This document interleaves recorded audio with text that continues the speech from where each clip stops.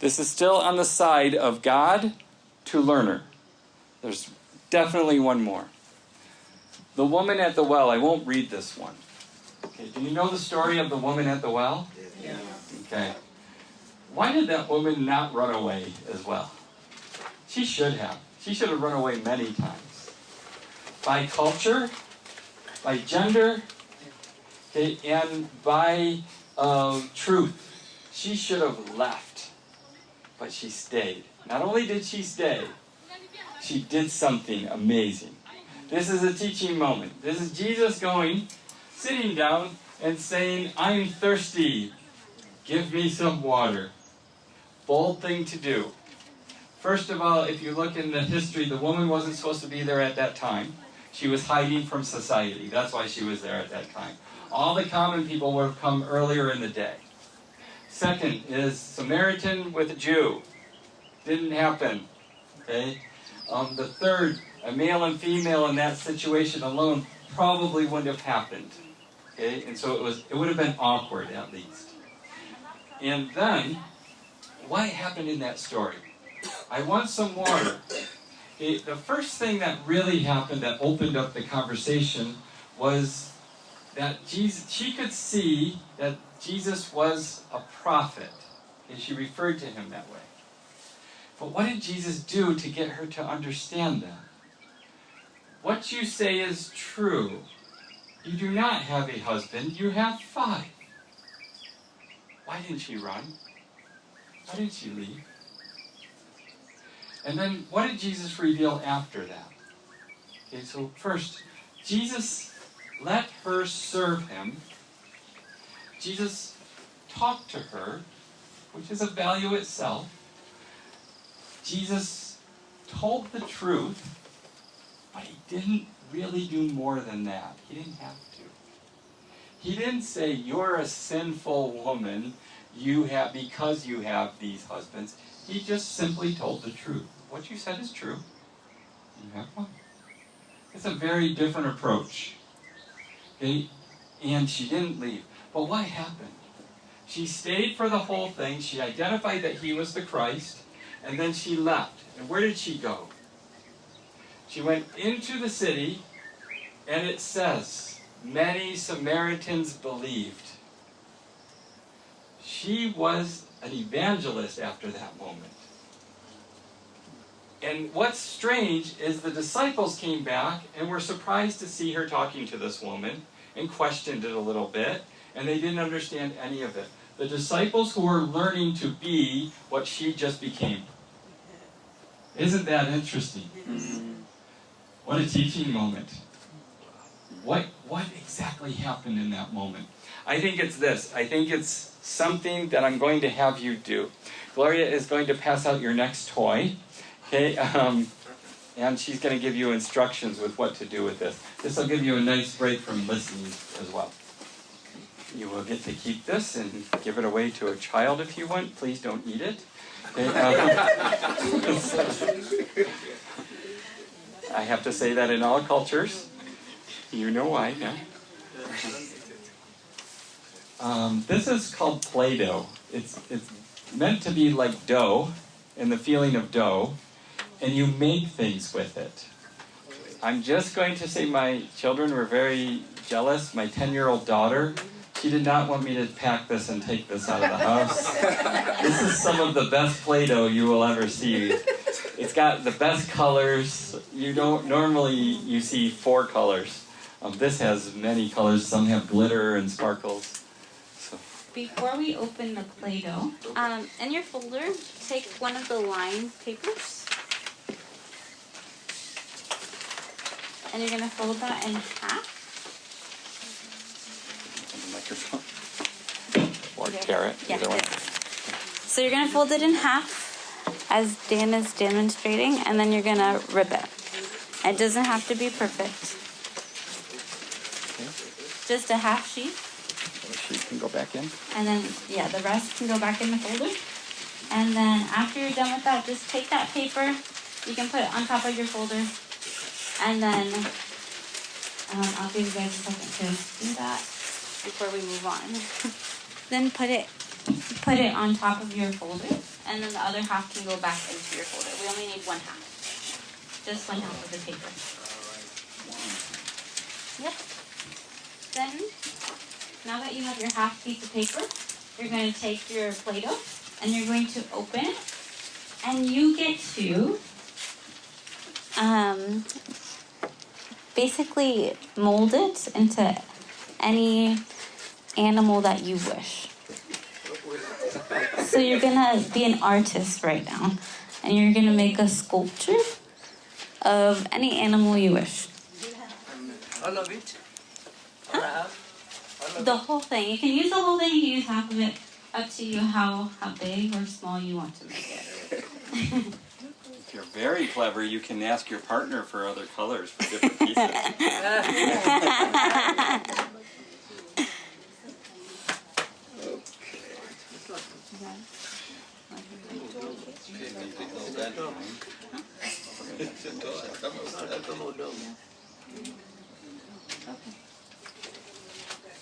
So right now, just take the time to design your animal, and then I will let you know what to do next.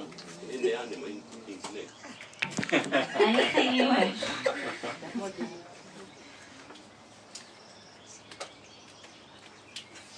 We are watching you for your personalities right now.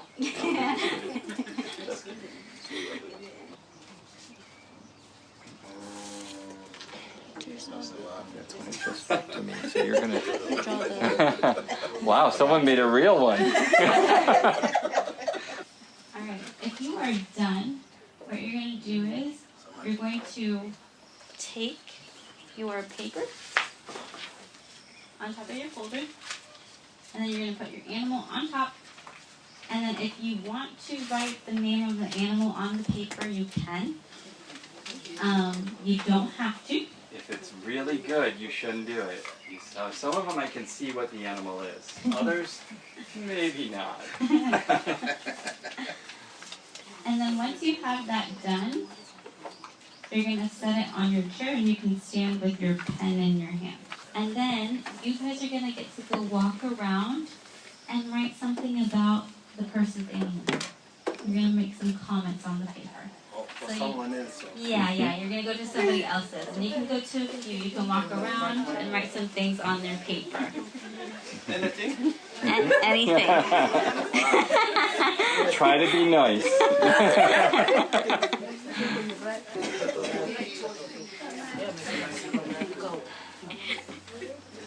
Alrighty, it looks like you guys had some fun writing some comments. You guys can go back to your seats and read your paper and see what did people write. What did people write about your work of art? Alright, did anybody want to share any of the comments from your work? Anybody? Yeah. Go ahead. Someone said, mine doesn't look like anything.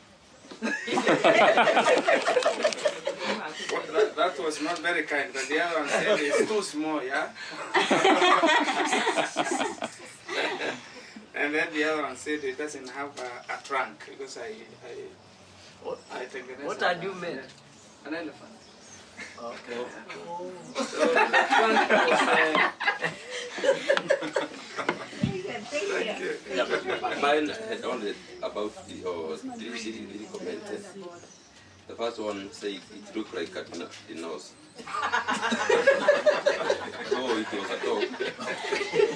The other one was saying it is yes, okay. I didn't try to say that it is, but the way I did it.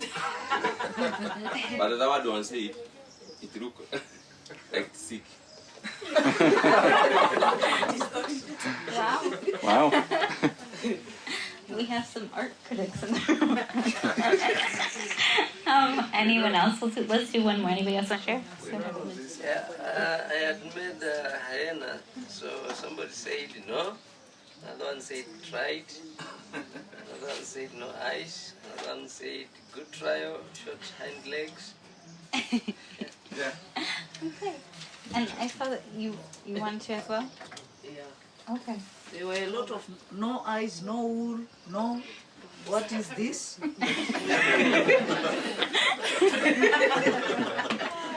Beautiful, Oh, that's good. I think that's the first good. We But got a I had my positive own- comment. I had my own comment also on what I had done. According to me, I wanted to make a sheep, but it ended up being like a goat.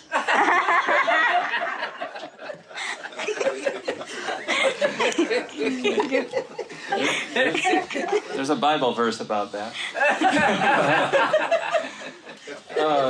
It's interesting.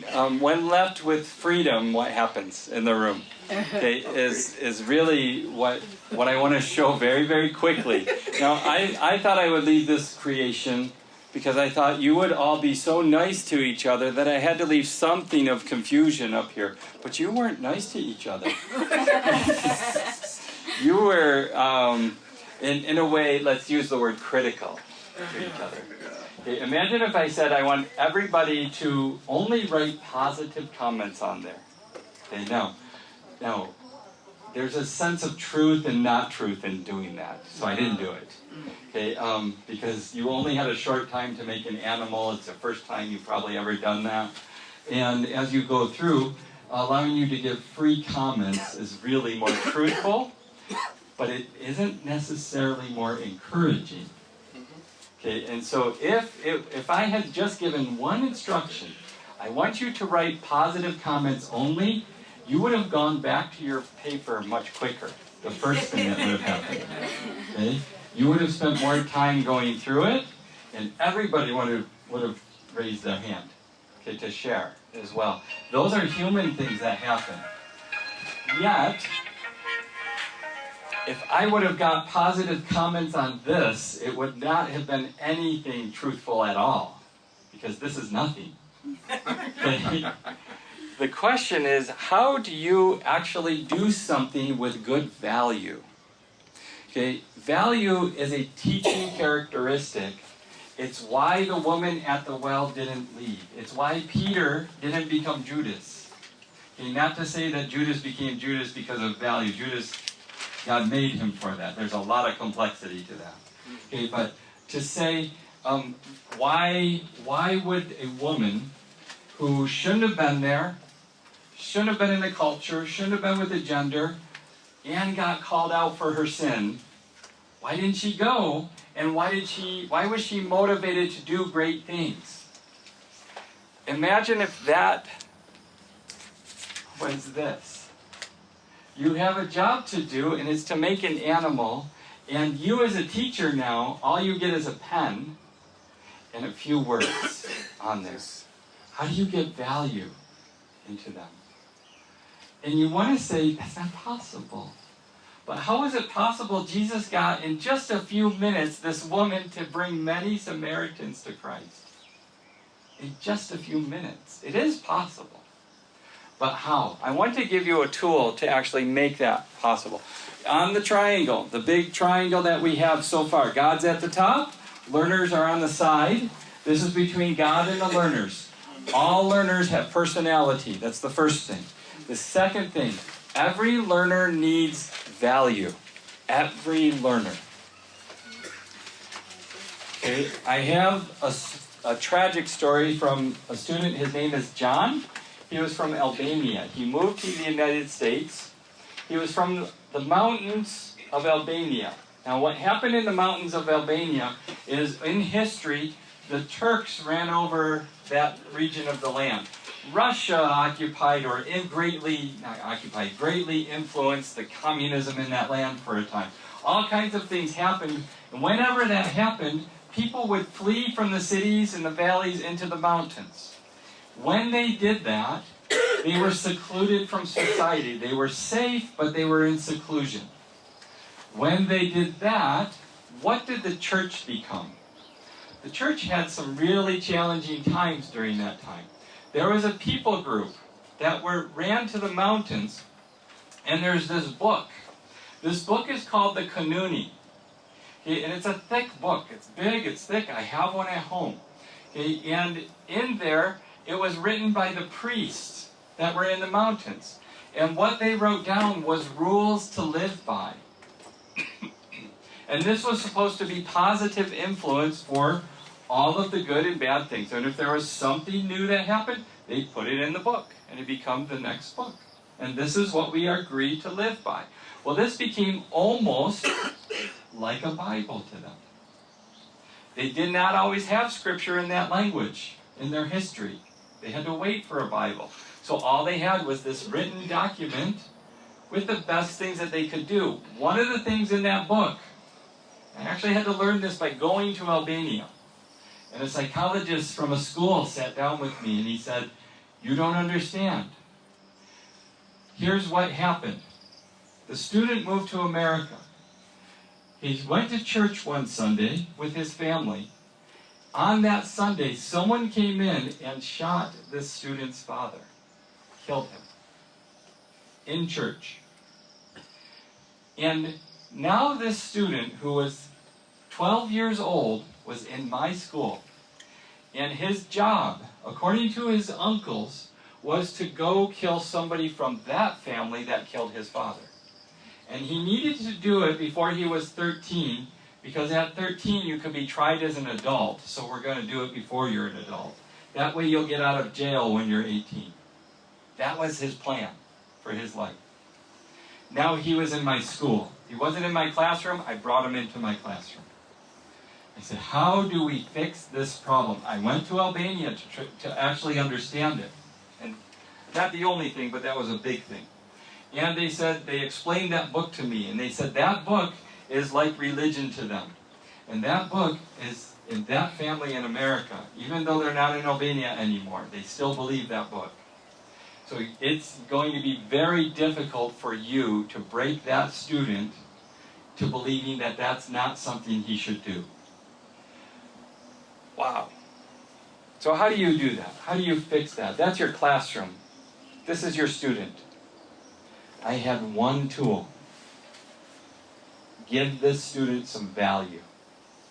Because right now, imagine saying to somebody, anybody, your life is only worth this much, and you're going to go to jail 5 years to do something that already stole something from you. Now we're going to steal part of your life, put it in jail because that's the right thing to do. How valuable do you feel? You don't. So I knew that this was the one thing maybe I could try to do. So I did some things. I'll tell you the story, but then I'll go through the traits. The story was I took him home for a weekend.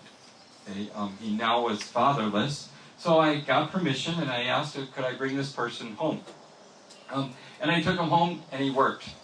He planted trees on my property. And then I took him to church and I taught Sunday school and he saw Sunday school. And then I played games with him and I fed him and I paid him for his work. And then the deal in the school, anytime this person got in trouble, send them to me. I did this with some other students too. One student got in 25 fights in school. I said, the next time he gets in a fight, he came to my house, same thing. Next time he gets in a fight, I want you to send him to me. When he came to me, he covered his face and he started crying right away. How does a student who believes he's going to need to kill somebody, another student who fights in 25 fights, come to me and just by looking they start crying? It's value. Now, John did not kill somebody. John changed, but what did I do? These are 5 traits I want you to have. Okay, as I do this, I'm going to ask you to draw a symbol for each of the 5 things. Gloria is going to do it. She's going to show you hers, and then you do it after that. It's just a symbol. This is for your brain, for you to remember. I have a symbol, okay, but it's cultural. You are going to make a symbol. So I'm going to teach you something. There's 2 sheets of white paper on this side. Okay, I'm going to teach you something, and then teach you the word, and then you make a symbol for it. Okay, so the first word, there's 5 of these. The first one is common interest. Common interest. Okay? What does this mean? Common interest. This means I understand something about you. Okay, not personality, something you do, something you like, something in your life. Anything. Common interest. And I can relate to your common interest. With John, what was a common interest? He liked sports. So I could relate to him on a level of sports. Okay? That actually, when I relate to somebody from something that they like, It's this easy for me here with all of you. I don't know most of you, so what would a common interest be? This is, I think it's my 5th time to Kenya. Okay, and I want to talk to you about chapati. I really like it. It's really good. Thank you for that gift to the world. Okay, we need to get more of it in the West, but it's okay. I can come here, I can enjoy it, and even by me talking about it, what do I see? I see your smiles. I see your, I'm sure there's a little pride in your culture right now, and that I'm valuing your culture. I'm saying, you've given me a gift by who you are. Thank you. I valued you by common interest. I know something you have, and I'm going to praise that and give that to you. It's a powerful tool. Okay? I went to Albania. I could relate to John by knowing Albania. How many teachers would fly to another country to learn about their culture and come back and talk to them about it? It's a powerful thing. That's my tool as a teacher. To say, I have something. I know Romania. I know this. I was born and brought up in Arabic culture. I had Arabic students. And so I could relate to them culturally. Okay, I had one Tanzanian as a student. It's my only East African student, unfortunately. We did not get a lot in this part of the U.S. And so when I had her, I knew enough to say, I want to teach my students about Africa.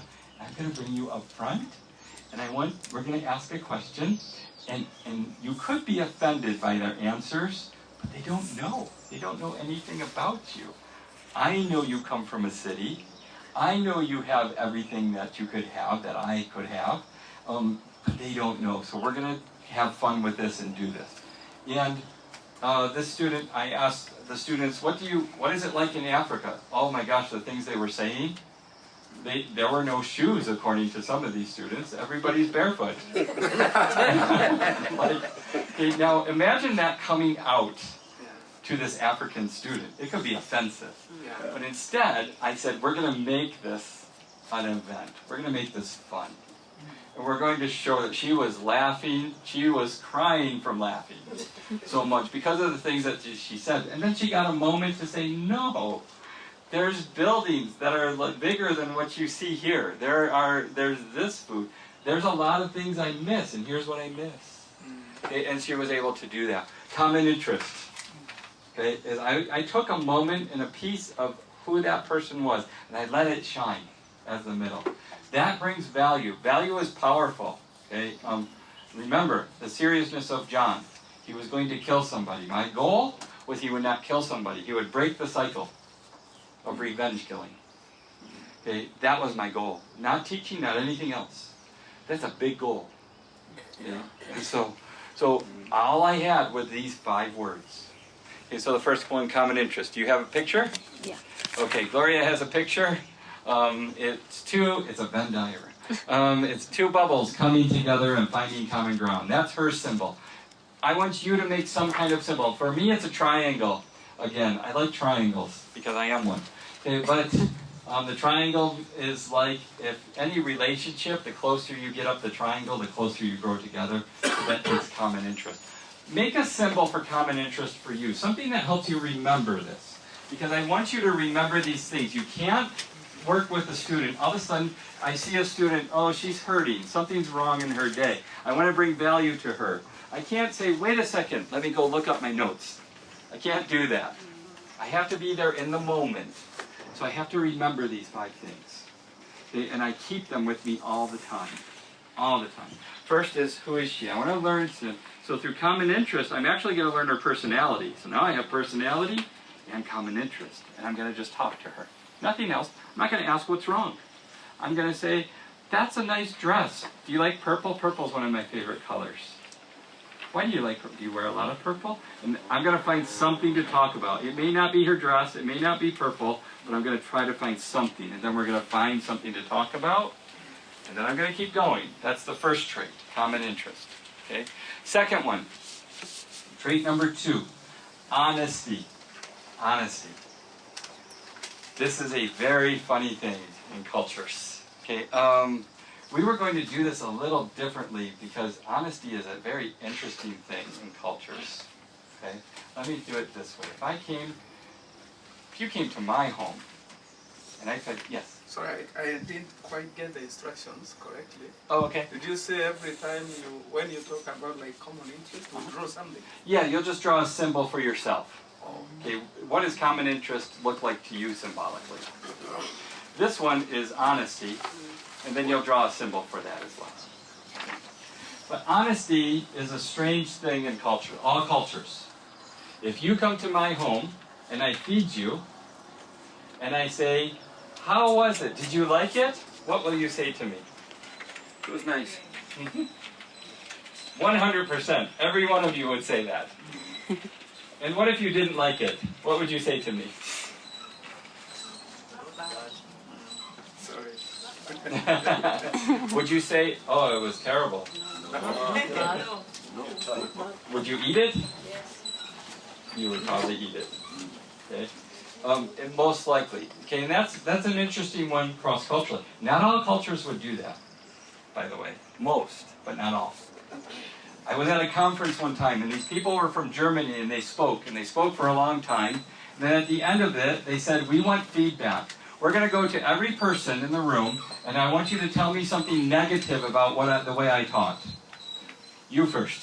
Something negative. It was so uncomfortable. But they made everybody say a way that they could improve. Now, is that German? I don't know. Okay, but they wanted that feedback harshly. Indian culture, Arabic culture, Russian culture. Once you become friends with them, they are allowed to be critical. They're allowed to tell you if they don't like something. If they see your weight, they might tell you. And that's different cross-culture. Okay, but they might tell you. If they see you're unhealthy, they might tell you.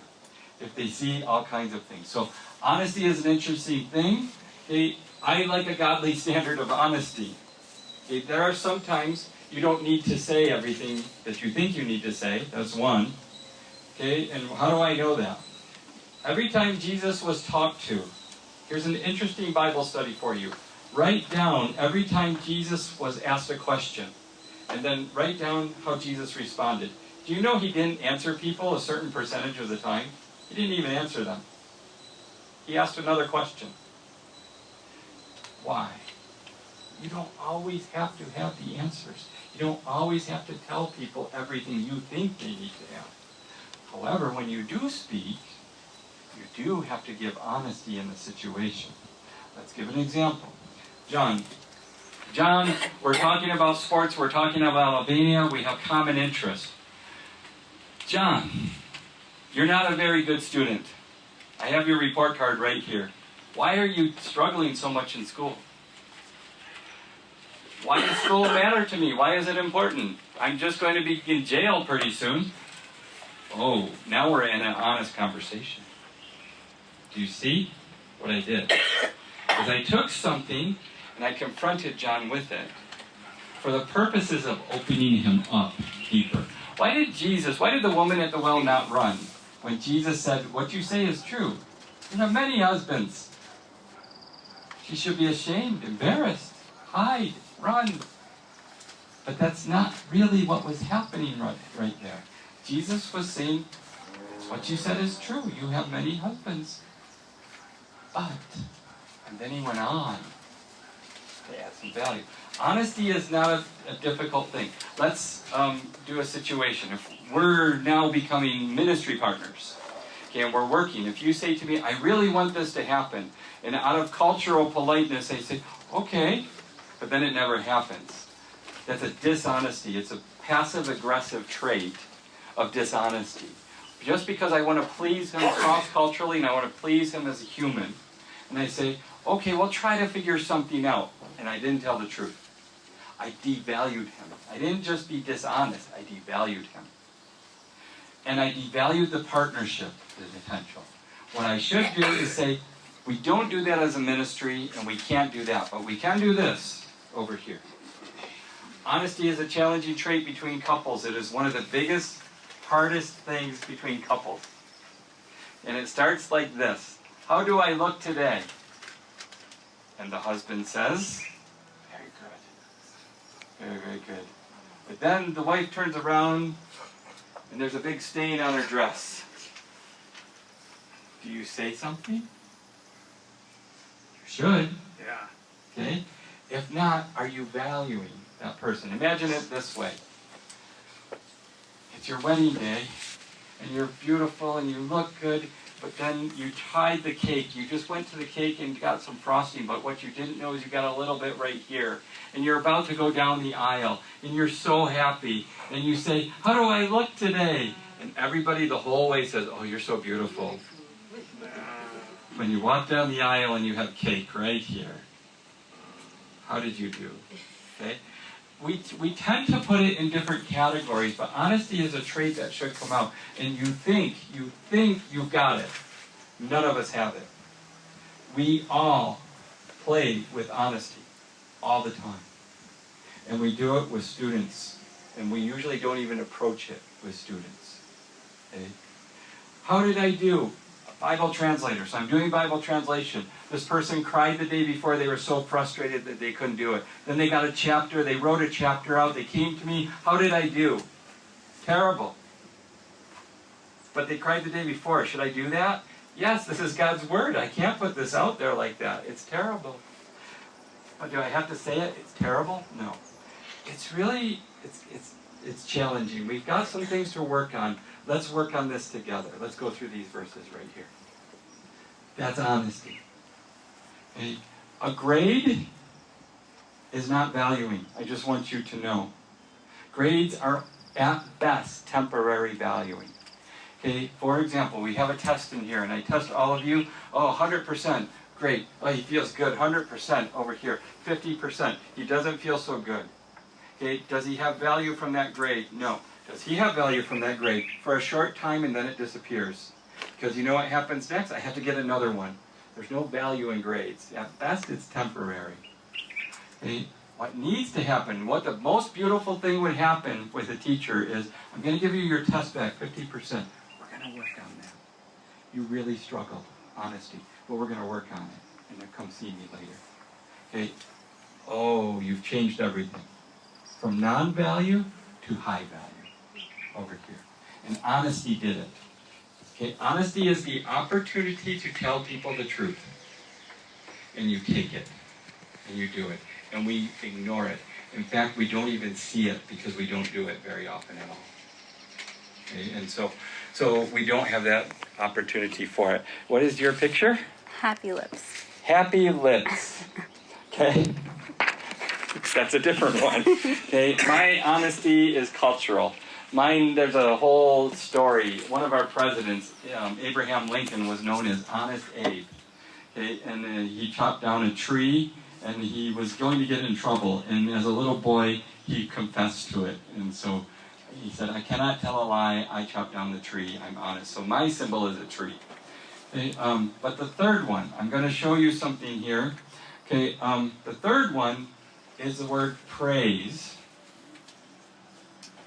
Okay, praise.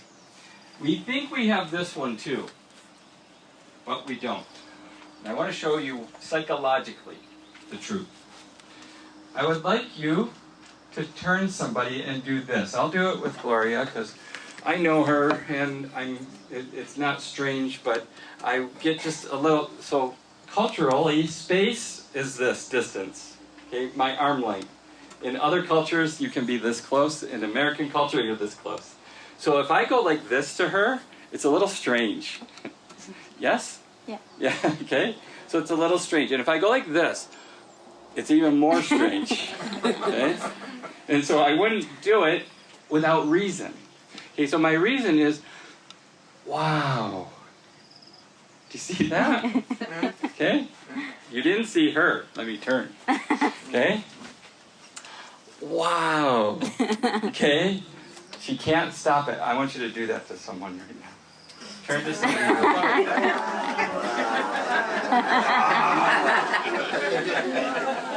Wow. Some of the things we don't have them in our society. Yeah. How do we express them? Interesting. Good question. Okay, so the first thing though I need to say is I've not seen the whole room smile until just now. Okay? That's the first thing. Okay, and what if we don't have it in our culture? What expression is high praise? Now, wow is just an example. Okay, that was just an example to give praise. What I'm showing you psychologically, why did you smile? They didn't really say anything to you. Nothing. I didn't say anything. I said, wow. What does that mean? She has no idea what it means. So what does that tell you about the feeling inside? Some of you may even felt emotion from it. It tells you what we're lacking is that we don't get enough positive praise.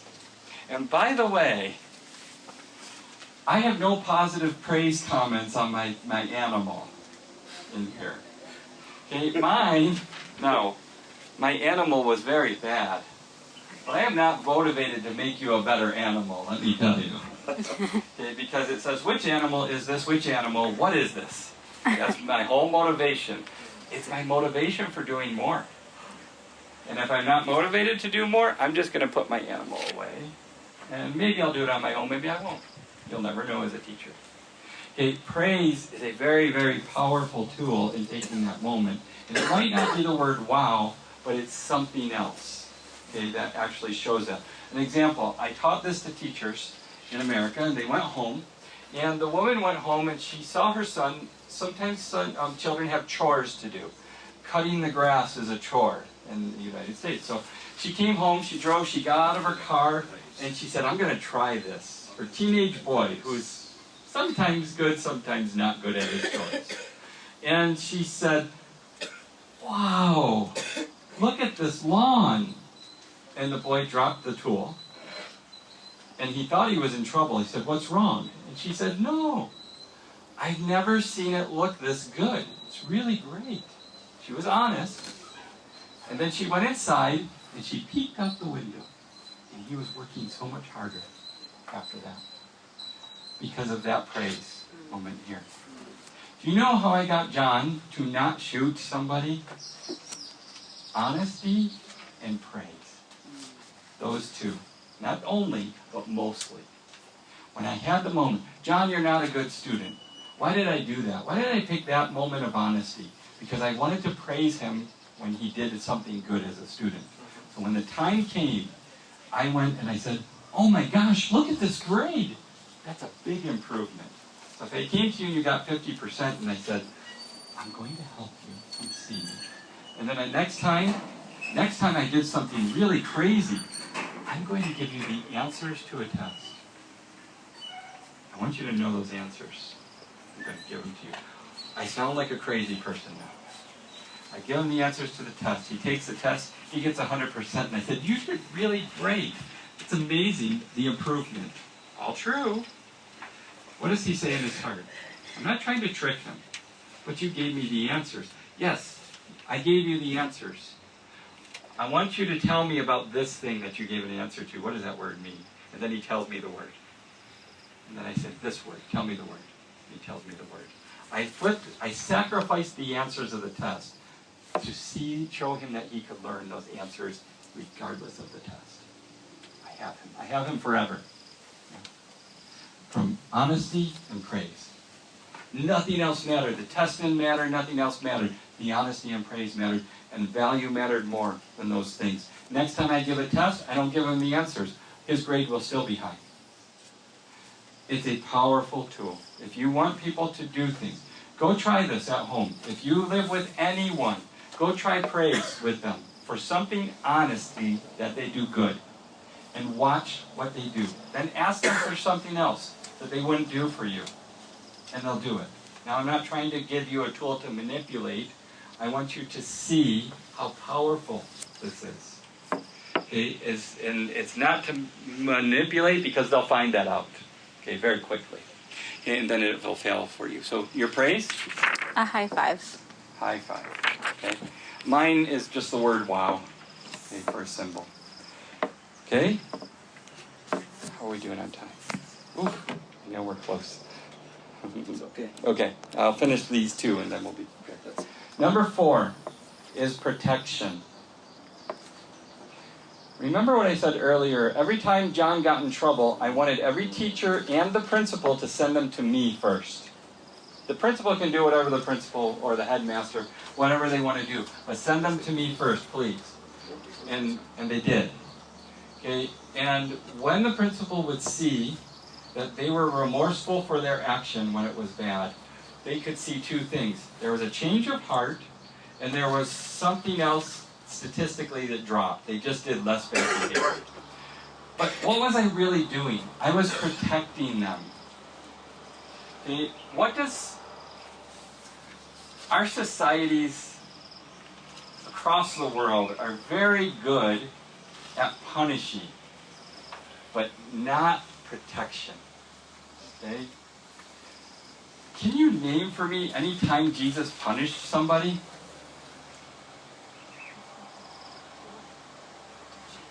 Not there. Yeah. Huh. Can you name for me when Jesus protected people? Yes. The doctor also. Isn't that amazing? Okay? So what do we do when we have authority a lot of times? Let me ask a question. Yeah. When he went into the temple and he scourged those guys who are there, what can you term that? Is that punishment or Protection. Yeah, so in one way, protection of what the church was supposed to be, so standing up to protect the church, or the temple at that time. Okay, was it punishment? Did it really harm them? It harmed them temporarily, because I'm sure they went back to it. So it frustrated them, it called them out. I think the value was in the lesson more than the punishment that was there. Interesting one though, maybe. Okay. Be interesting. I would say arguable, though. Okay. It's possible. Okay, and even if we took it, one versus blank, one versus how many examples of protection would be there. But it's an interesting one. So I'm going to dwell on that for a while. So it's a good one. Okay, so, but the point of protection is to basically say, I'm taking the opportunity to show you that you have value. Punishment, it doesn't give the opportunity to show that. It gives the opportunity to condition you, to train you, to divert your behavior, to do all of those things. I'm not saying punishment is wrong all the time. Okay? I'm saying there's a time for protection, because we're very bad at it. We don't do it very often. Okay, we do it with our own children. No, don't go do this because of that. But most children, guess what they hear it as? Punishment. I'm not allowed to do this, and it breaks the rules. Okay? Until they're taught, no, this is for your protection. So the protection lesson has to come very much often. So with John, I wanted to value him. Remember my goal. Don't shoot someone. Okay, don't shoot someone. I'm going to know who you are. I'm going to, through common interest, I'm going to be honest with you about something. So that's the kind of relationship we're going to have. And then I'm going to value you with praise in something. But then, when the hard times come, I'm going to protect you as well. You know what this really comes from? It comes from that chapter in Matthew about church discipline. Do you know that chapter? Okay? And if I were to ask you, what is church discipline? Here's what most people worldwide would say. You approach the person, you then take them before another brother or sister, and then you take them before the church if they still won't reconcile. And I say to you, read the whole chapter. Don't section out that chapter. It's a chapter for a reason. If you read the whole chapter, in that same chapter is the lost sheep. What does the lost sheep say to you? How far will you go for that person? Even though there are 99 others, how far will you go? And let me ask you a logical question. If I have a conflict with somebody, we have a conflict, and I go to you and I say, I have a problem with you. How do you feel? Of course, I want to react back. He wants to react back, defensive. If you don't react in the way I want you to react, I'm going to bring the problem before someone else. Okay? How do you feel now? Even worse. The chapter should be the chapter. Listen, brother, I will go as far as we need to go to solve this problem, but I do have a problem. Can I share that problem with you? Completely different. That's that chapter in Matthew. That's protection. We are not good at it. Why are we not good at it? Look how we interpret theology. Oh, go approach the person. Go approach them with somebody else. Go approach them with the church. Do you know how much damage that does out there? How about if you approach the person like a little child? That's the first part of the chapter. Like a lost sheep. Like a pluck the plank out of your eye. And then approach them. Then you're ready. That's protection. Okay. Simple? That's mine too. Sure. But that mechanism, I think it can apply in other nations. Mm-hmm. But in Kenya especially, there is one tribe which I know. Yeah, and there's some things I may not need to know, okay, but I understand. There's another piece to this, and I'm not sure about our time during these days. There's a cultural piece to this too, okay? And culture and value sometimes collide, a lot of times for sure. And I know your culture is not easy. Okay, there are 70 languages in this country, at least 70 documented languages, which means there's at least 70 differences in culture here. You might say, no, there's 3 major groups. Yes, I know. Okay, and I know, someone opened my eyes. I know when one group walks into the room, some things change and do things. Okay, I understand those things. And it doesn't take away value, but it could suppress it. It could make it harder to get to, for sure. Okay, and so then you might shift to something else and say, let me go to cultural approach first before I go to value. Okay, or let me just go to personality before I go to value because we're not ready yet. And that's smart. That's actually a protective thing too. And saying, I know they're not ready. And so.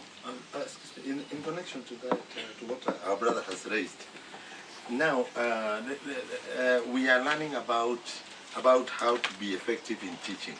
And here there are the 5 traits, like common interest, honesty, praise, protection, and the other one that is coming. Yeah. Now, taking my situation, I have been a pastor. I'm a pastor of a church. If I apply this to a widow in the church, then that one is no longer a church. Because I'll fall into temptation. This widow will think that I'm interested with her. Because if I have common interest, I am honest with her, I praise her. That is the worst, in fact.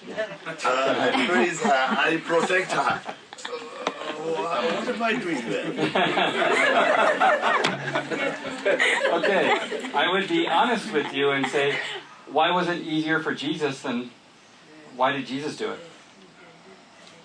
He did it. The Samaritan woman. What's that? To the Samaritan woman. More than one woman, by the way. Let this person pour the perfume over my feet. Go and sin no more to the prostitute. Let me keep her from being stoned. And everybody else left, and they were there alone. So I get it. I understand, believe me. And there are challenges to that. I actually had to make choices as a teacher. I was taught as a teacher, never be in a room alone with a female. Okay? And you're taught that until you're in a room alone with a female, because they walk in the room. And so, should my reaction, get out. Or I see a female who I know the family and I know they have no money and she missed the bus, and how's she going to get home? Do I take her home? Do I call the parent who's not there? Who can't get there anyway? What do I do? I mean, those are big challenges. And so you have to decide. Now, there's different treatments for that. Okay, so one is I bring another adult with me, or I bring another person into the room, and the culture actually makes those rules differently. And every culture is different. Even Tanzania to here, the treatment males to females is different, and I see it. Okay, versus our culture, very different. Okay, it better be equal and upheld to a certain degree of then expertise after that. That's a dividing line after that. They're complex, and so I don't want to devalue what you're saying. It's true. How you go about it the culture influences for sure. But I encourage it with the answer that I gave you first. I gave you an honest answer. Jesus did it in a certain way. We're not Jesus. I can acknowledge that. Okay, but what is the wise way for us to do that? Okay, you don't sacrifice your testimony for something that culturally could become damaging.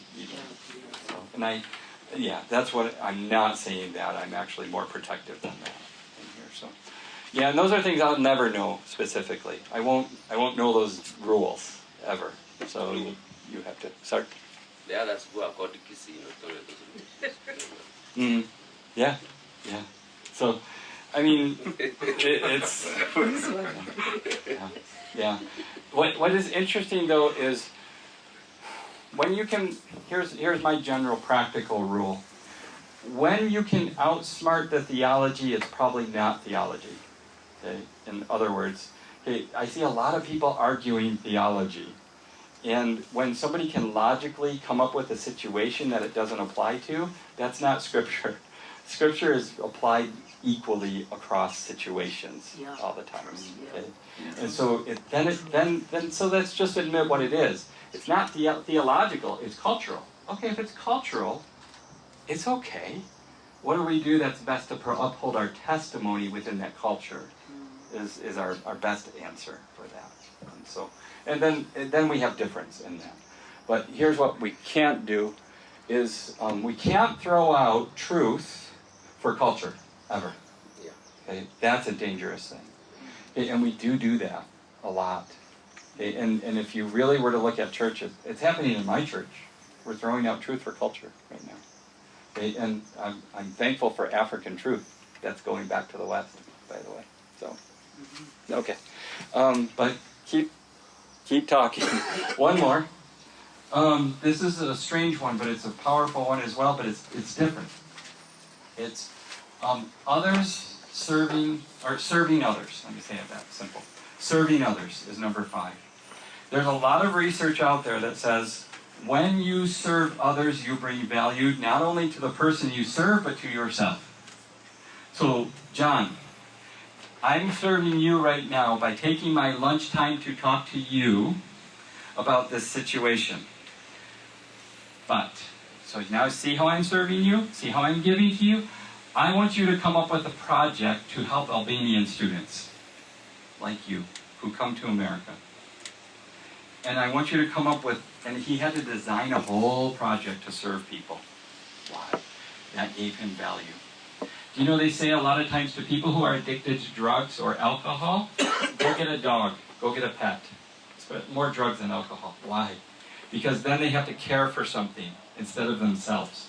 Because a drug addiction is a very selfish addiction. It's about me. I want to feel good. So when I have to care for something, I'm actually adding a different value to myself. So I like to take that to another level. Go serve other people. Because then you have to practice the other traits as well. So many times in my classroom, I would have service projects. We're going to look for problems in our society, in our city, in our society, in our church. We're going to look for things to do in our church and in our community. And, by the way, she represents one of 5 students last year that were in my Sunday school who did the first literacy program ever for Our Daily Bread. Just a Sunday school. And they were the first ones to do it, and that literacy program is spreading like crazy all over Africa. How much value do they have for doing that work as volunteers? It's huge. Yeah. For the rest of their lives, they get to hear the testimony of a program that was never there before. Powerful. Okay. Well, what if you can bring that to your classroom, where you're teaching and what you're doing? Giving the opportunity to serve others is big. And I also want you to know this. In Tanzania, I started a new program. And it's a volunteer center. Is that in a church we're doing a volunteer center. I know people volunteer in Africa. Don't hear me wrong. I know they do all the time. And they give their time generously. But there's a missing ingredient in the mission of the church, in the evolvement of the church. Where do most missionaries come from in the world today? You know? America. Okay? And there's still about 300,000 a year that they send out in the world. Okay. Where's number 2? Kenya. South Korea. South Korea. Where's number 3? Kenya. Not yet. Africa. Nigeria. Yeah. Okay, so I don't know where Kenya ranks. I have a list somewhere. But the gap is big between all 3 of those countries. It's very big. Yes. If the Africa Church is growing 141% and is becoming the largest group of believers in the world, doesn't that number need to change? Yeah. Needs to. Yeah. Okay. Now, as the pastors in the room, that's not an easy thing to hear. Change your churches to a missionary model of sending and going and giving, supporting them. Churches are struggling themselves, and you're saying, now give money so the missionaries can go live in another country that probably costs more than the one I live in. Good luck. And that's challenging. So I've started volunteer programs because of that. Because if you develop the volunteer programs, guess what I'm going to be doing in the future? I won't be sending people like Gloria to Tanzania. I'll be sending Kenyans to Tanzania. It's cheaper. It's better. It's right. Okay? Culturally, you'll understand so much more. Okay? And so then they do that. And then guess what? Please come help my grandchildren. Because we're going to need it. Yeah. Okay? And if we don't have the missionary model, then we can't get there. That's serving others. Yeah. Okay? That brings value to yourself, your church, your community. I'm telling you honestly, churches who think missions take from the budget are wrong. They're absolutely wrong. It brings a different generosity because it brings that sense of, I have value to give to that person to go. I understand the mission. I see the impact of it. If you don't give that to me, why should I give more? I'll give my 10%, which is another interesting theology another day. Okay. So those are the 5 value traits, and you have words for this symbol. Yeah, go and do. Go and do. Okay. I use a smiley face and a heart. Is you're happier when you give from your heart. Okay, these 5 value traits. John, I'm going to end the story. John did not kill someone. He became an okay student. He did graduate. He also, from the top of the wall in the bathroom to the bottom of the wall in the bathroom, wrote a big long speech about how much he hated me. Okay? And the principal found it. And he didn't sign his name. But I knew it was him. And I didn't say anything to the principal. And I said, I may have said, I think it's John. Let me handle it. And he's like, handle it. So John walked by me in the hallway. And I said, John, I'm so proud of you. And he stopped. I'm like, I have never seen better writing than on that bathroom wall. And he smiled, and he kept walking. Okay? And we never had another problem like that again. Okay? Why did he do that? Because I told him, it's time for you to leave my classroom. You're strong enough, you're stable enough, you're a good enough student, you don't need my help in that way anymore. You need to go. And he didn't want that. He wanted to stay, but he needed to go. And I was honest with him, and I put him in other classrooms after that. But it hurt him so much, he had to write a big, long speech about it. Okay, and in a way it was healthy, in a way it was bad. Okay, but still, I think the principal made him clean as well. It was enough for him. So what does it teach you? A student who was supposed to, intending to, wishing to, wanting to, kill someone to avenge his father's death, became an okay student, graduated, became normal. That's a good thing of growth. What did that? Value only did that. Okay, a student who was getting in 25 fights a year, slept on the couch. His mom had boyfriends coming over in Arabic culture that was terrible, horrible, worse than normal. Okay, and he would lie and say his father died somewhere in the Iraq war. Not true. Okay, and he would just do that, and he was getting in so many fights, and he went from 25 fights to 1 because he had to face me in that. Why did it go to 1? Because the value. inside of him. This is a student who the year before he got in a fight in a big event that I was hosting.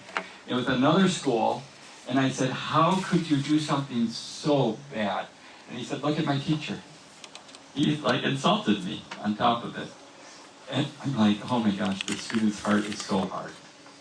But then the next year he's crying in front of me because he doesn't want to face me. He actually asked if I would adopt him. And I said, no. And he, but what does that tell you? If you want change in people, try these 5 traits. Okay, first, get to know who they are. Who are you? Personality. Second, how can I value you? Try them as soon as you can with other people so they start to stay up here. Okay? Not on a piece of paper. I know we're at lunchtime, and so I'll stop here.